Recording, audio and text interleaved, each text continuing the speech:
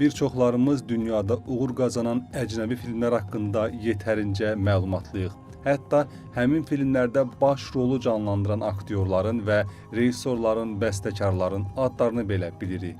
Təəssüf ki, Azərbaycanda bir çoxlarımız hazırda söhbət açacağımız filmdən xəbərsizdir. Yəni, Azərbaycan filmi olaraq dəfələrlə nüfuzlu mənbələrdə ən yaxşı film seçilmiş kinolarımızdan birindən söhbət gedir. Söhbət Ən Mavi Dənizin Sahilində filmindən gedir. Bir çoxlarımız bu filmi izləməsək də, bir çoxlarımızın ümumiyyətlə bu filmdən xəbərimiz olmasa da, əmin olun ki, bu film dünyanın ən yaxşı 10 filmi arasında dəfələrlə seçilib. Dünya kinosunun 100 illiyi münasibəti ilə ən nüfuzlu kinoşünaslar arasında keçirilən sorğuya əsasən bu film dünya kinosunun ən yaxşı 12 əsəri siyahısına daxil edilib.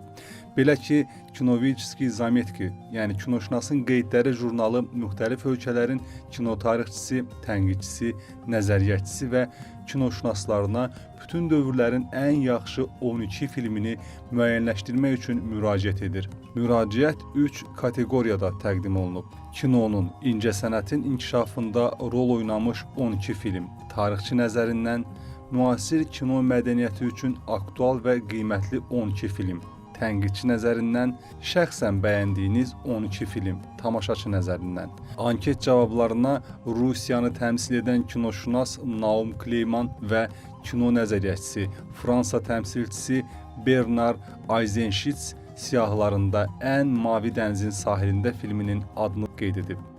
Ən Mavi Dənizin Sahilində bəzi mənbələrdə bu filmin adı Mavi Dənizin Sahilində kimi qeyd olunur. 1935-ci ildə Boris Barnet və Səməd Mərdanov tərəfindən lentə alınıb.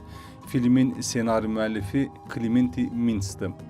Film iki dostun, yəni Lev Sverdlin yaratdığı Yusif obrazının və Nikolay Kryuchkovun yaratdığı Alyosha obrazının başına gələn bir macəradan bəhs edir. Hadisələr Azərbaycanın cənubunda, Sara adasında, balıqçılıq savxozunda baş verir. Günlərin birində dostlar balıqçıların köməyinə gələrkən Xəzər dənizində tufana düşür.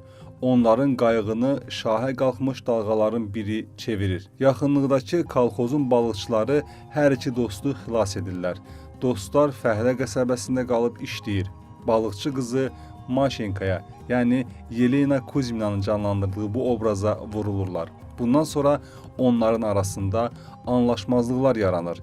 Hətta bir-birinə rəqib olurlar. Nəticədə məlum olur ki, Maşa şimalda xidmət edən həmyerlisini sevir və onun yolunu gözləyir. Qeyd edək ki, Ən Mavi Dənizin Sahilində filmi kino tarixinə həm də Azərbaycanın və Sovet Sosialist Respublikalar İttifaqının ilk səsli filmi kimi düşüb. Dayanın!